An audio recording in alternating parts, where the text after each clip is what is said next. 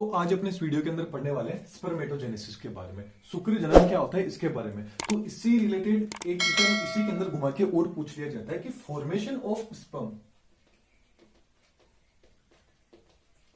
Formation of sperm मतलब शुक्राणु के निर्माण की जो क्रिया है उसको भी समझाइए। तो फॉर्मेशन ऑफ स्पर्म पूछे या शुक्र जनन स्पर्मेटोजेनेसिस पूछे तो एक ही बात है, कंफ्यूज होने वाली बात नहीं है। तो अब सबसे पहले शुक्र जनन पढ़ने से पहले अब आपको इसकी डेफिनेशन पता होनी चाहिए कि स्पर्मेटोजेनेसिस आखिर होता क्या है। तो क्या होती है स्पर्मेटोजेनेसिस, क्या होती है? जो टेस्टिस होती है मतलब वृषण में, टेस्टिस में आपने देखा होगा वृषण के अंदर क्या होती है, प्रीमोडियल जर्म सेल्स होती है।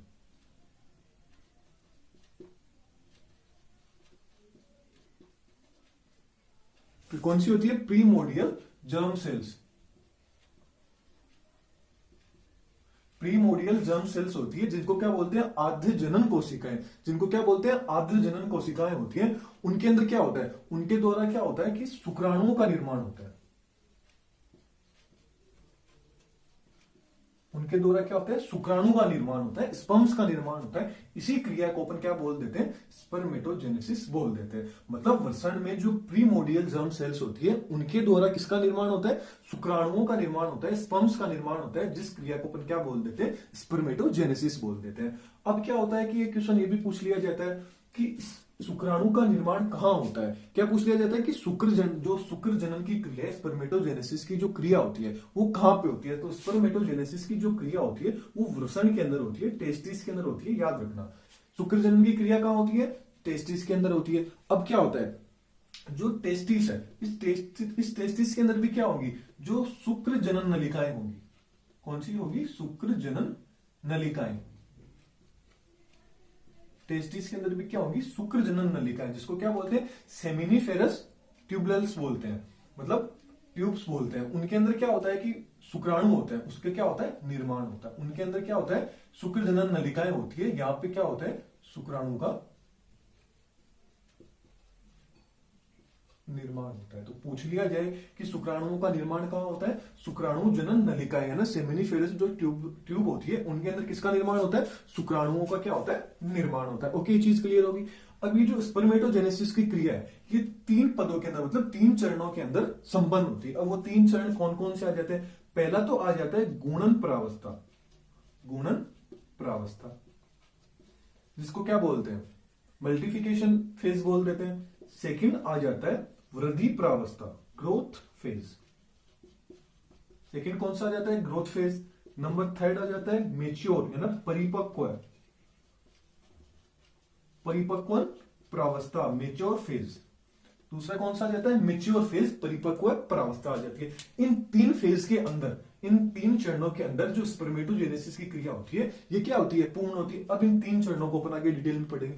इससे पहले एक छोटी सी चीज और आपको बता देता हूं, ये चीज पूछ भी ली जाती है कंपटीशन एग्जाम के अंदर कि जो स्पर्मेटोजेनेसिस जो शुक्र जनन की क्रिया है इनके कौन से जो हार्मोन होते हैं, मतलब कौन हार्मोन होगा जो इस क्रिया को क्या करेगा, स्टूमुलेट करेगा। कौन सा हार्मोन होगा जो शुक्र जनन की क्रिया को क्या करता है, स्टूमुलेट करेगा। तो ये चीज थोड़ी एक्स्ट्रा है, अलग सी चीज है, ये भी आपको पता होनी चाहिए। तो सबसे पहले अपन थोड़ा सा इस टॉपिक से हटके एक चीज आपको मैं बता देता हूं, फिर अपन इन 3 चरणों की बात करेंगे, स्पर्मेटोजेनेसिस को डिटेल में डायग्राम द्वारा समझेंगे। आपने एक नाम सुना होगा, हाइपोथैलेमस, हाइपोथैलेमस नाम सुना है सबने, हाइपोथैलेमस। ओके, अब हाइपोथैलेमस से एक हार्मोन का नाम सुना होगा, GnRH। क्या नाम सुना होगा, GnRH। इसको क्या बोलते हैं, गेनेडोट्रोपिक रिलीजिंग हार्मोन, गेनेडोट्रोपिक रिलीजिंग हार्मोन। इसको क्या बोलते हैं, गेनेडोट्रोपिक रिलीजिंग हार्मोन। ये गेनेडोट्रोपिक रिलीजिंग हार्मोन होता है। ये क्या होता है कि जो आपने किशोरावस्था नाम सुना होगा, किशोरावस्था के लास्ट में, मतलब जब किशोरावस्था लास्ट आती है और जो यौनारंभ मतलब प्यूबर्टी जो एज होती है वो स्टार्ट होती है, उस समय क्या होता है, जो GnRH हार्मोन होता है ये काफी ज्यादा मात्रा के अंदर क्या हो जाता है, सिक्रेट होने लगता है। सबसे ज्यादा मात्रा में क्या होता है, स्त्रावित होने लग जाता है। ओके, अब ये स्त्रावित होगा तो ये किसको उद्दीपन करेगा, ये जो पीयूष ग्रंथि होगी उसका अग्रभाग, अग्रभाग किसका, पीयूष ग्रंथि का। जो पीयूष ग्रंथि होगी उसका जो आगे का भाग होगा, अग्र भाग होगा, उसको क्या करेगा, उद्दीपन करेगा, स्टिमुलेट करेगा। इससे क्या होगा, पीयूष ग्रंथि द्वारा दो जो गोनेडोट्रोपिक हार्मोन होते हैं, जनन, दो प्रकार के जनन हार्मोन निकलते हैं। कौन कौन से निकलते हैं, एक तो निकलता है LH, एक निकलता है FSH। ओके, क्या होगा, जो LH हार्मोन है, जो ल्यूटिसिंग हार्मोन है, ये किसको करेगा, जो लीडिंग सेल्स होंगी, जो क्या होगी, जो लीडिंग सेल्स होंगी, इनको क्या करेगा, स्टिमुलेट करेगा, उद्दीपन करेगा। अब लीडिंग सेल्स कहां पे प्रेजेंट होती है, वरसन के अंदर, टेस्टिस के अंदर। लीडिंग सेल्स कहां पे प्रेजेंट होती है, वरसन यानी टेस्टिस के अंदर। अब ये जो लीडिंग सेल्स है, इस लीडिंग सेल्स द्वारा कौन सा हार्मोन निकलेगा, एंड्रोजन। कौन सा हार्मोन निकलेगा, एंड्रोजन। लीडिंग सेल्स किसका सिक्रेशन करेगी, एंड्रोजन हार्मोन का, जो कि क्या है, मेल सेक्स हार्मोन है, जो कि क्या है, मेल सेक्स हार्मोन है। अब ये जो एंड्रोजन हार्मोन है, ये एंड्रोजन हार्मोन ही जो स्पर्मेटोजेनेसिस है, जो शुक्र जनन है, जो शुक्र जनन है, इसकी क्रिया को क्या करता है, शुक्र जनन क्रिया को क्या करता है, नियंत्रित करता है, रेगुलेट करता है। ओके, क्लियर हो गया कि मतलब जो हाइपोथैलेमस होगा, हाइपोथैलेमस से जो GnRH है, गोनेडोट्रोपिक रिलीजिंग हार्मोन है, ये हार्मोन कब सिक्रिएट होता है, सबसे ज्यादा कब सिक्रिएट होता है, जो प्यूबर्टी एज होती है, मतलब जो यौवनारंभ जो अवस्था होती है, उस समय क्या होता है, सबसे ज्यादा सिक्रिएट होता है। तो ये क्या करेगा, GnRH हार्मोन क्या करेगा, जो पीयूष ग्रंथि का जो अग्रभाग होगा। अब पीयूष ग्रंथि क्या है, एंडोक्राइन सिस्टम का पार्ट है। अब पीयूष ग्रंथि के बारे में मैंने एकदम डिटेल से वीडियो बना रखी है, एकदम उसके द्वारा कितने अग्र भाग द्वारा, पश्चिम भाग द्वारा कितने हार्मोन निकलते हैं, उन सब हार्मोन्स के क्या यूज है, क्या रेगुलेट, सब कुछ समझा रखा है। तो उस वीडियो की लिंक मैं आपको ऊपर आई बटन में, नीचे डिस्क्रिप्शन बॉक्स में दे दूंगा, वहां से भी आप पढ़ सकते हो पिट्यूटरी ग्लैंड को। ओके, पिट्यूटरी ग्लैंड की बात कर ली। पिट्यूटरी ग्लैंड से दो क्या होते हैं, दो हार्मोन निकलते हैं, मतलब दो हार्मोन भी कौन से, गोनेडोट्रोपिक, दो जनन हार्मोन निकलते हैं, एक तो LH हार्मोन, एक FSH हार्मोन, ल्यूटिसिंग हार्मोन एंड क्या हो गया, फोलिक्यूल स्टिमुलेटिंग हार्मोन। अब ये जो ल्यूटिसिंग हार्मोन है, इसके द्वारा क्या होगा, जो लीडिंग सेल्स होगी, जो भी कहां प्रेजेंट होती है, वर्सन के अंदर, इसके द्वारा क्या होगा, जो एंड्रोजन हार्मोन है, ये सीक्रेट होता है, जो कि क्या होता है, मेल सेक्स हार्मोन होता है। इसके ये जो एंड्रोजन हार्मोन होता है, ये किसको नियंत्रित करता है, जो शुक्र जनन की जो स्पर्मेटोजेनेसिस की जो क्रिया होती है, उसको क्या करता है, रेगुलेट करता है, नियंत्रित करता है। अब ये जो FSH हार्मोन है, ये हार्मोन क्या करेगा, FSH हार्मोन है फोलिक्यूल स्टिमुलेटिंग हार्मोन। ये हार्मोन क्या करेगा, जो सर्टोली कोशिका, जो सर्टोली सेल्स होती है, उन जो सर्टोली सेल्स क्या होती है, पोषण, मतलब न्यूट्रिशन देती है स्पर्म्स को सर्टोली सेल्स। अब ये जो सर्टोली सेल्स होगी, इनके द्वारा क्या होगा, कुछ विशेष कारक होंगे, कुछ फैक्टर्स होंगे, वो फैक्टर्स किसको करेंगे, जो स्पर्मियोजेनेसिस है, किसको, स्पर्मियोजेनेसिस,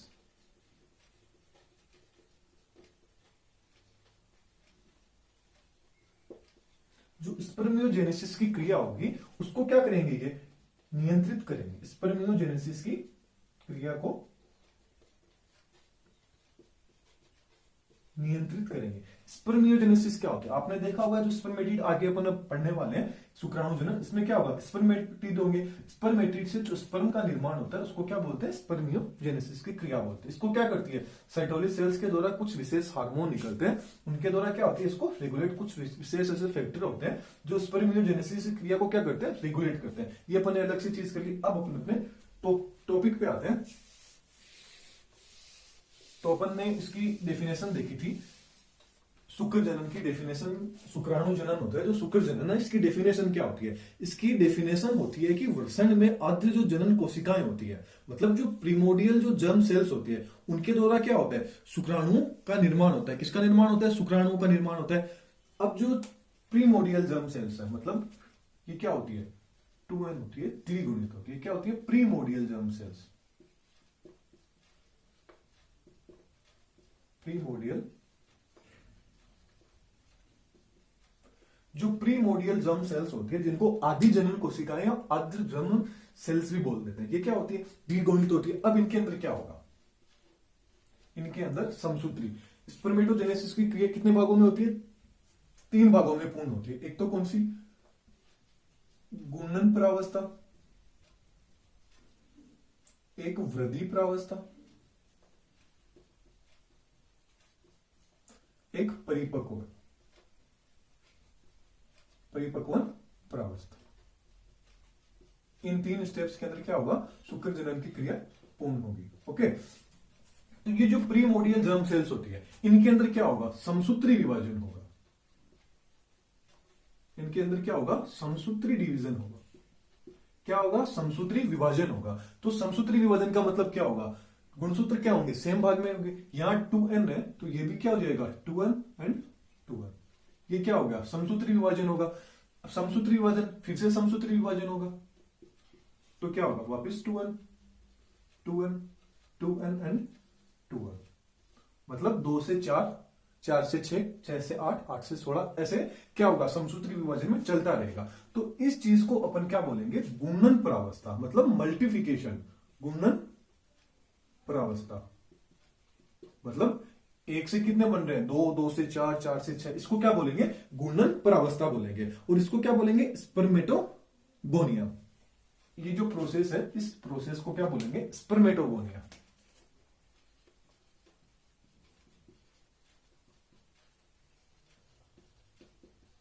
इसको क्या बोलेंगे, स्पर्मेटोगोनिया। ये किसका फॉर्मेशन हो गया, स्पर्मेटोगोनिया का फॉर्मेशन हो गया। और इस प्रावस्था को, इस स्टेज को क्या बोलेंगे, गुणन प्रावस्था, गुणन फेज। अब क्या होगा, सेकंड फेज आएगी जिसको क्या बोलेंगे, वृद्धि प्रावस्था। यहां से क्या होगा, ये एक क्या होगी, अपने बहुत सारा न्यूट्रिशन ले लेगी और क्या हो जाएगी, इसकी साइज इसकी तुलना में क्या हो जाएगी, थोड़ी बड़ी हो जाएगी। क्या हो जाएगी, इसकी साइज बड़ी हो जाएगी। इस चीज को, ये जो बड़ी होगी, इसको क्या बोलेंगे, प्राइमरी स्पर्मेटोसाइट। इसको क्या बोलेंगे, प्राइमरी स्पर्मेटोसाइट, प्राइमरी स्पर्मेटोसाइट।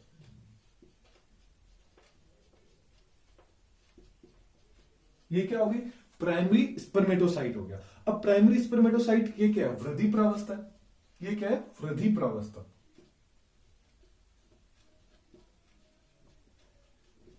यहां तक तो क्या है, वृद्धि प्रावस्था आ गई। अब ये जो प्राइमरी स्पर्मेटोसाइट है, इसके अंदर क्या होगा, अब आगे अर्धसूत्री विभाजन होगा। क्या होगा, अर्धसूत्री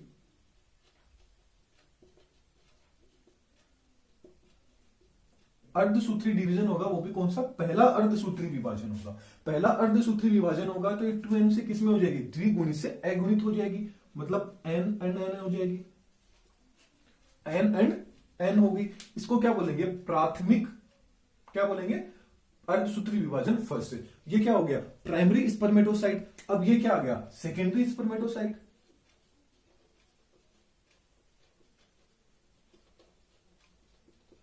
किसका फॉर्मेशन हो गया, सेकेंडरी स्पर्मेटोसाइट। अब यहां पे एक चीज देखने वाली है कि प्राइमरी स्पर्मेटोसाइट का निर्माण कब हो रहा है, जब उसके अंदर किसके द्वारा हो रहा है। यहां पे तो क्या हो रहा था, कब निर्माण हो रहा था, समसूत्री विभाजन के द्वारा। लेकिन जो सेकेंडरी स्पर्मेटोसाइट है, इसका निर्माण कब हो रहा है, अर्धसूत्री विभाजन के द्वारा। किसके द्वारा हो रहा है, अर्धसूत्री विभाजन द्वारा सेकेंडरी स्पर्मेटोसाइट का निर्माण होगा। और प्राथमिक स्पर्मेटोसाइट का द्वारा कब होगा, समसूत्री विभाजन के द्वारा होगा। ये चीज याद रखनी। ओके, अब यहां पे क्या होगा, अर्धसूत्री विभाजन सेकंड होगा। क्या होगा, अर्धसूत्री विभाजन सेकंड अर्धसूत्री विभाजन होगा। लेकिन ये जो समसूत्री विभाजन के जैसा ही होगा। नाम तो इसका अर्धसूत्री विभाजन है, लेकिन ये समसूत्री विभाजन के जैसा ही होगा। क्योंकि एन, ये भी क्या होंगे, हेप्लॉइड होंगे। ये भी क्या होंगे, यहां पे हेप्लॉइड, क्योंकि ये किसके समान हो रहा है, समसूत्री विभाजन के जैसा ही ये देखने को मिल रहा है। इसको क्या बोलेंगे, स्पर्मेटिड बोलेंगे। इनको क्या बोलेंगे, स्पर्मेटिड।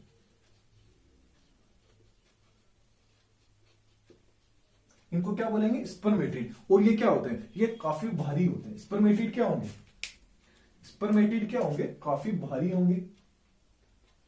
और क्या होंगे, अगतिशील होंगे। क्या होंगे, भारी भी होंगे। इसके साथ ही क्या होंगे, स्पर्मेटिड काफी भारी होंगे। यहां पे क्या हुआ, अर्धसूत्री विभाजन सेकंड हुआ। अब स्पर्मेटिड के द्वारा ही किसका निर्माण होगा, ये 4 स्पर्मेटिड है। ये चारों स्पर्मेटिड 4 स्पर्म्स का फॉर्मेशन कर देंगे। किसका फॉर्मेशन कर देंगे, 4। यहां पे किसका निर्माण हो गया, स्पर्म का, मतलब शुक्राणु होगा। ये किनका निर्माण हो गया, यहां पे किसका निर्माण हो गया, शुक्राणु होगा। मतलब स्पर्म का निर्माण हो गया। और ये जो स्पर्म होते हैं, ये स्पर्म क्या होते हैं, गतिशील होते हैं। और क्या होते हैं, काफी हल्के होते हैं। तभी क्या होते हैं, फटाक से भाग जाते हैं। क्या होते हैं, बहुत ही जल्दी से ऐसे भाग के जल्दी से चले जाते हैं। तो स्पर्म का फॉर्मेशन की स्पर्मेटिड। अब ये जो स्पर्मेटिड से जो स्पर्म का निर्माण होता है, इसको क्या बोलेंगे, अभी मैंने आपको बताया था, स्पर्मियोजेनेसिस।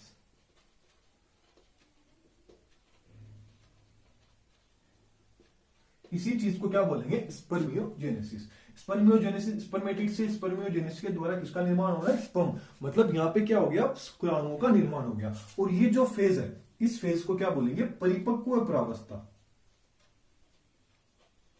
परिपक्व प्रावस्था, इसको क्या बोल दिया, परिपक्व प्रावस्था बोल दिया। मतलब प्रीमोडियल जो जर्म सेल्स होगी उसमें समसूत्री विभाजन होगा। समसूत्री विभाजन से किसका निर्माण होगा, स्पर्मेटोगोनिया का निर्माण होगा। फिर स्पर्मेटोगोनिया क्या होगी, इनमें से एक स्पर्मेटोगोनिया अपनी साइज होगी, वो क्या कर लेगी, बहुत ही ज्यादा वृद्धि कर लेगी, जिसको क्या बोलेंगे, वृद्धि प्रावस्था बोलेंगे।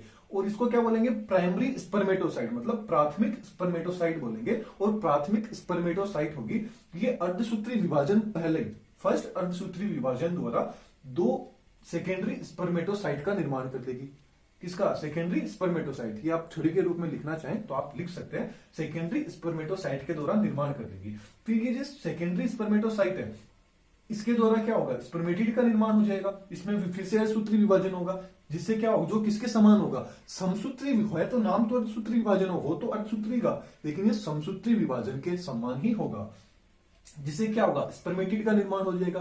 स्पर्मेटिड क्या होंगे, भारी होंगे, अगतिशील भी होंगे, मतलब ज्यादा गति नहीं कर पाएंगे क्योंकि भारी है, इसलिए ज्यादा भाग कैसे पाएंगे, भारी आदमी भाग थोड़ी सकता है, तो ये भाग नहीं पाएंगे। तो स्पर्मेटिड में द्वारा जो स्पर्मियोजेनेसिस है, इसके द्वारा किसका निर्माण हो जाएगा, स्पर्म का, मतलब शुक्राणुओं का निर्माण हो जाएगा। तो शुक्राणु यहाँ पे क्या होंगे, हल्के होंगे, हल्के हैं तो क्या है, बहुत ही जल्दी से गतिशील होंगे। इसको क्या बोलेंगे, परिपक्व प्रावस्था। तो शुक्राणु जनन की 3 प्रावस्था आ गई, घूर्णन प्रावस्था, वृद्धि प्रावस्था एंड परिपक्व प्रावस्था। तो ये थी एक छोटी सी वीडियो। आपको वीडियो पसंद आई है तो आप लाइक शेयर कमेंट जरूर कीजिएगा कि कैसी आपको ये वीडियो लगी है। और हमने एक वेबसाइट बना रखी है elearnerspoint.com, वहां से आप इन सबको थ्योरी के रूप में भी पढ़ सकते हैं, या आपको नोट्स के रूप में कुछ भी चाहिए तो नीचे आपको ज्वाइन बटन दिख रहा होगा, वहां से आप ले सकते हैं। Thank you. नेक्स्ट वीडियो में अपन फिर मिलेंगे।